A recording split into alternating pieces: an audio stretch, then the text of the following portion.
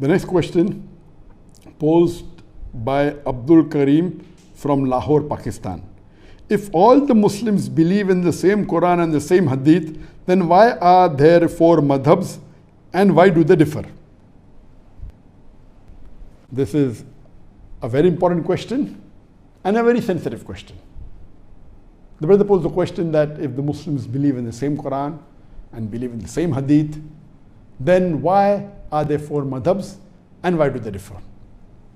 I do agree that as far as the Ahl Sunnah wal Jamaat is concerned, major chunk of the Muslims, all of us believe in the same Quran, we believe in the same Hadith, we believe after the Quran is the Bukhari, the most important, then Sahih Muslim is there, then you follow the Kutub al-Sitta, that Abu Dawud, Tirmidhi, then Ibn Majah, Sunan Nasai.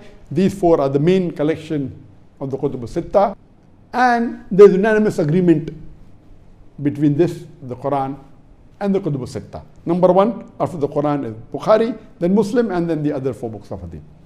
Regarding a question that why are there 4 Madhabs and why do they differ? As far as the 4 popular Madhab that we have today, and we follow the 4 Imams, that is Imam Abu Hanifa, Imam Malik, Imam Shafi, and Imam Ahmad ibn Hanbal. May Allah have mercy on them all. I love all these 4 Imams, I respect them all, and I really pray for all of them. May Allah subhanahu wa ta'ala grant them mercy, and may Allah put all of them in Jannat al-Firdaus al-A'la. Let me correct you first that these 4 madahib, they came to explain to the Muslim Ummah Islam in detail. Let me tell you that they don't differ always. They differ rarely. More than 90 to 95%, all the 4 madhab are the same. They may differ in some issues, maybe minor issues. As far as the major issues are concerned, about Salah, we have to pray 5 times, regarding Zakat, regarding Hajj, all these 4 madhab, they are same. In the minute aspects of Salah or if Hajj, they may differ here and there, but they are minute differences. It's not a major difference at all. It is not worth fighting over it. So let me tell you that 90 to 95% of all these 4 madhab are the same exactly. They may differ in small issues and very few. All these 4 Imams, they said that if you find any of my fatwa, any of my verdict, which goes against Allah and His Rasul, which goes against Quran and Sahih Hadith, then you throw my fatwa on the wall. So all these 4 Imams, they were great scholars, and they came to explain the deen to us. Regarding why do they differ if we follow the same Quran and the same Hadith, is a very important question, and this question troubled me for many years. Alhamdulillah, Allah has blessed me that I have met many scholars from all these 4 madhab, and I interacted with many of them many hours, and I spent time with them, and I posed the same question, why do they differ? And the replies they gave was there, some less satisfying, some more satisfying, but there's no convincing replies for the masses. And alhamdulillah, summa alhamdulillah, after meeting these scholars from all these 4 madhab, my vision of Islam and the differences, alhamdulillah, expanded a lot. Allah clearly mentioned in the Quran in Surah Imran chapter 3 verse number 103, وَاتَصِمُوا بِحَبْلِ اللَّهِ جَمِيعًا وَلَا تَفَرَّقُوا. Hold to the rope of Allah strongly and be not divided. We Muslims are supposed to hold to the rope of Allah, that the glorious Quran and the Sahih Hadith. And all, it's ijma. All the Ahl Sunnah wal Jamaat, the Muslims, we believe in the Quran and the Sahih Hadith, then why are the differences? To explain to a common man, I will give you some examples, and always believe in explaining people by giving examples which they understand. I would like to ask a simple question to the people who know English. What is the spelling of the word color? Can you guess? Give the reply. You can give the reply on the WhatsApp, you can give the reply on the Facebook, you can give the reply on the YouTube. What is the spelling of color? I'm not getting any reply. What is the spelling of color?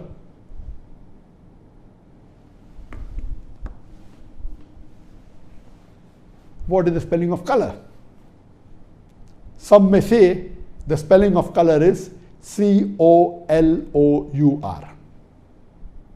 Some may say the spelling of color is C-O-L-O-R. Which is correct?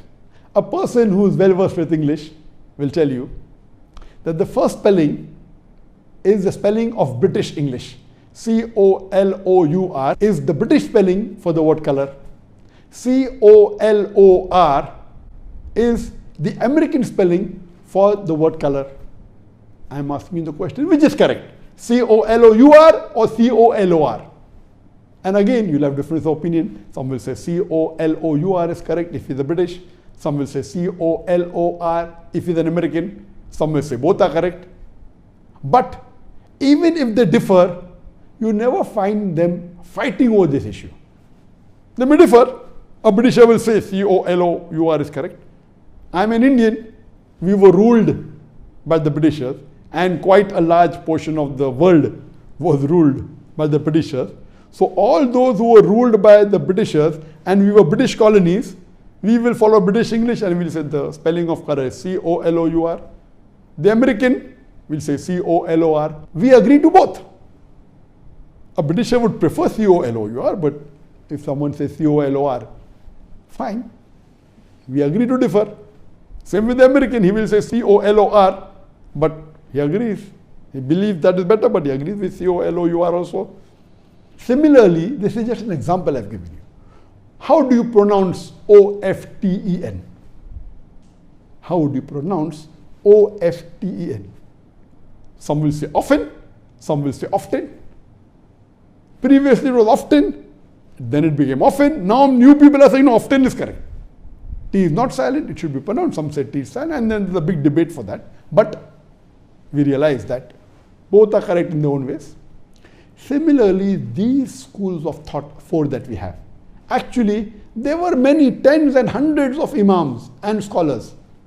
These four, Imam Abu Hanifa, Imam Malik, Imam Shafi, Imam Ahmad ibn Hanbal, may Allah have mercy on them all. May Allah grant them Jannat al-Firdaus to all.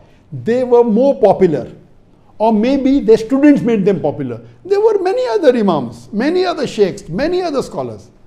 But these four, their teachings became more popular. Maybe the students made it more popular. And that's how we have these four major madhabs. But all these four great scholars and four Aimmas, they never came to bring a division in the Muslim Ummah. They explained their point of view. Because if it's very clear cut in the Quran, there is no problem at all. If it's clear cut in the Hadith, the difference comes when there is a difference of opinion.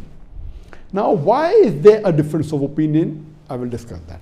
Previously, I used to think, okay, fine, maybe the difference is in the Hadith. Some people say Sahih Hadith, some people Zaif Hadith. That is the difference. That is not the real answer. That may be in some cases. After meeting so many fuqahas and scholars of the different madhahib, I've come with this example of the spelling or the example of pronunciation. So similarly, these madhahib differ. What is the major reason? According to my study, there is usul fiqh, that in areas where it is not very clear cut, Quran says alcohol is haram, there is no fiqh in it. Allah says haram, it's haram. So no one will differ allowed or not allowed. So that's common. Where there is difference in understanding the Quran or the Hadith, etc., then the fiqh starts. So as far as usul fiqh is concerned, there are different criteria for giving your ruling on fiqh. Some may have 5 criteria, some may have 6, some may have 7, some may have 9, some may have even 10. I will not discuss in detail, time does not permit and difficult for common man to understand. I'll just give you a few examples for better understanding. Number one difference is difference in the criteria.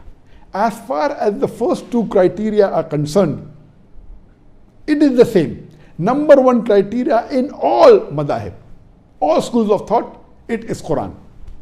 Number one, there is no difference in it. Number 2 is the mutawatir hadith. All the schools of thought believe that number 2 criteria for fiqh is the mutawatir hadith. What is the mutawatir hadith? There are various different classifications of hadith.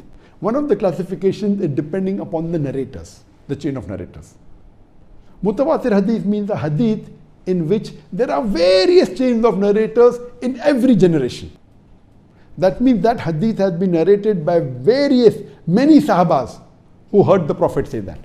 Then the next generation, Tabain, there are many Tabains who repeated that hadith. Then the Tabain, many Tabain repeated that hadith. So in every generation, there are many narrators. So in one of the classification of hadith, it is based on narrators. It is maybe a Gharib hadith, a single chain of hadith. Then there's Ahad hadith. One narrator is there at any one stage, only one narrator. For example, the very famous hadith, the first hadith of Sahih Bukhari, Umar radiallahu anh, he said that the Prophet said, Innamal amal binniyah. Your actions are based on your intention. All you find this hadith in Bukhari, in Muslim, in various books of hadith, but there's only one Sahaba who narrated it. So if any of the stages, where the stage of Sahaba or the Tabain or Tabain, any of the stages of narration, if any of the stages have only one narrator comment in all the hadith, it becomes Ahad hadith. So there are various chain of narrators, but all the narrators end to Umar radiallahu anh, and then Umar radiallahu anh narrated what the Prophet said. So it becomes the Ahad hadith. It may be a mashhur hadith, there may be 2 or 3 narrators, and it keeps on various categories. The highest category is mutawatir. That means several narrators at every stage. That means every stage have many narrators.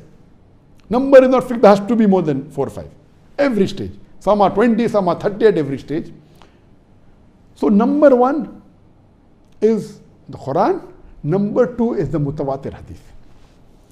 All the schools of thought agree that the number 2 highest category of evidence after the Quran is the mutawatir hadith. Third category onwards, the third criteria of evidence differs in different schools of thought. Some have 5 criteria, some have 6, some have 7, some have 10 criteria. In some schools of thought, the third criteria, highest criteria of evidence is even Ahad hadith. As long as it's a Sahih hadith, even Ahad, no problem. It can be a mashhur hadith, it is the third highest. In some school of thought, no.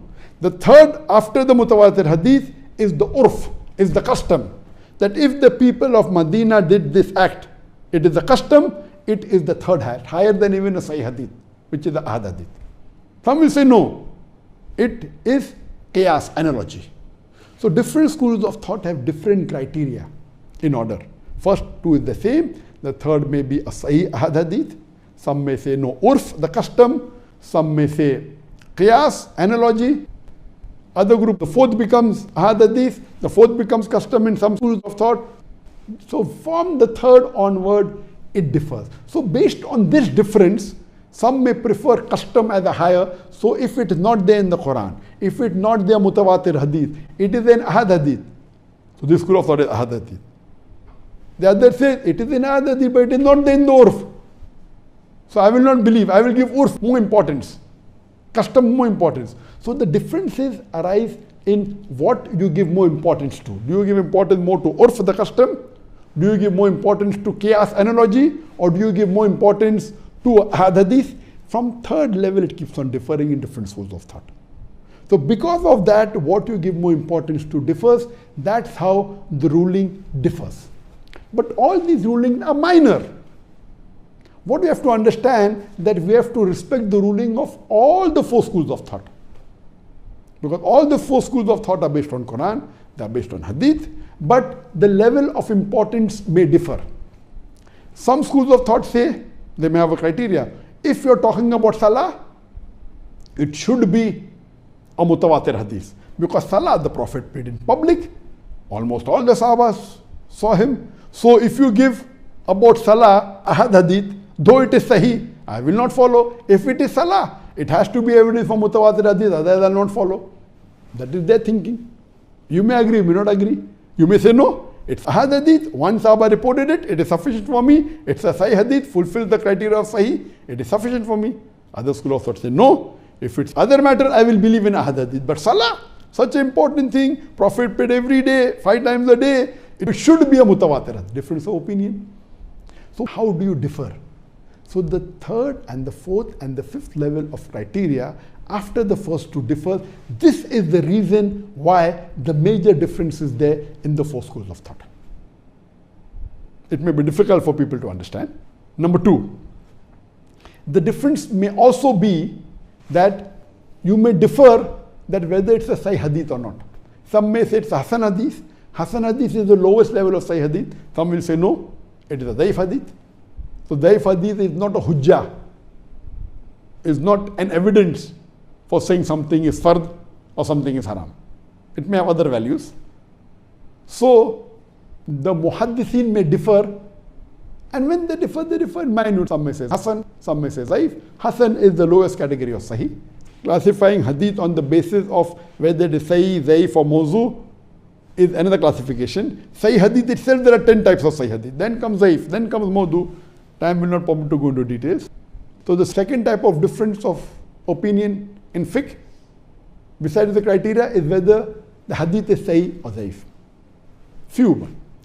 Third, may be difference in understanding the Hadith. For example, the Hadith of the Prophet ﷺ, that after ruku, the Prophet stood and he kept his hands where they were. So some schools of thought, I'm not mentioning the names purposely, some schools of thought say the Prophet kept his hand on his chest. Before he went to ruku, the hands were on the chest. So after ruku, when they get up, they keep the hand on the chest. The other Imams say no. Before starting the salah, where were the hands? The hands were at the side. So when they get up from ruku, they keep the hands on the sides. So here you understand that the difference is because understanding the hadith. All of them agree that the hadith is sahih, but one fuqaha agrees this hadith refers to where were the hands before going to ruku. The other fuqahas agree that it was before starting salah. So difference in interpreting the hadith. So one is because of criteria, which is the major difference. Number two is that difference in whether it's a sahih or zaif. Number three, in understanding the hadith. Similarly, there can be a difference in understanding the Quranic verse also. For example, the verse of the Quran says that when a woman touches, your wudu breaks. So one fuqaha agrees that physical touch breaks the wudu. The Arabic word is masa, coming from the word lamasa. Lamasa has got two meanings in Arabic. One means a sexual touch, one means a physical touch. So one fuqaha takes it as a physical touch and says physical touch breaks the wudu. The other fuqaha says no, it means sexual touch, so physical touch does not break a wudu. So the differences are there in understanding the meaning of the verse of the Quran. So because of these differences, whether it be difference in criteria, whether it be difference in whether it's Sahih or Zaif hadith, whether it's a difference in understanding the hadith, whether the difference in understanding the verse of the Quran, because of this, the differences are there, and these differences are minor. We should not fight over it. What we find today, that because of these issues, there are some people who just study for a few months or few years, and they start saying that, okay, my fiqh is the best and is the only right one, which is wrong. All these were great fuqahas. We love them all, we respect them all. Even they among themselves, when they differed, they respected. They agreed with the other view. What they said, my view I think is afzal. It is better. That doesn't mean you are wrong. But today, most of them, you are wrong, I'm right. What I say, even I am right. To say I am only right is a big problem. Or you can say, I think this is afzal, this is better. That you can say. But today what we have, no, I am only right, you are wrong. Because of that, there is tension and there is fighting. We Muslims should be united. These are petty issues. The differences are going to be there. There were differences in the Sahabas. We should not fight over it, and we should agree that we agree to disagree. We should not fight over it. And all these issues are not on the major issues, they are minor issues. So I request the Muslim Ummah that we should be united, and we should respect these Imams, and we should respect the scholars, and see to it that we follow the Quran and Sahih Hadith as close as possible. Hope that answers the question.